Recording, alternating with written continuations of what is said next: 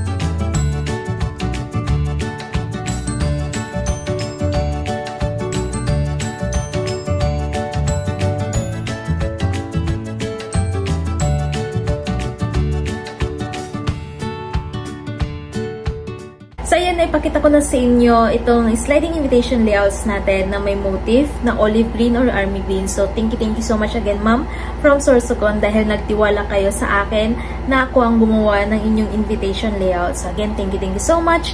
And sana nagustuhan din ninyo itong ating layout today. And kung gusto ninyo na i-purchase itong ating olive green or army green na sliding invitation layouts, pwede ninyo na i-purchase ito sa akin. Mag-message lang kayo sa aking email, nandyan sa description box, or pwede din sa aking Facebook page na Inspired by Cassie. So, ayan, again, thank you so much. And kung may mga request and suggestion pa kayo, mag-comment lang kayo dyan sa baba at gagawa natin yan ng video.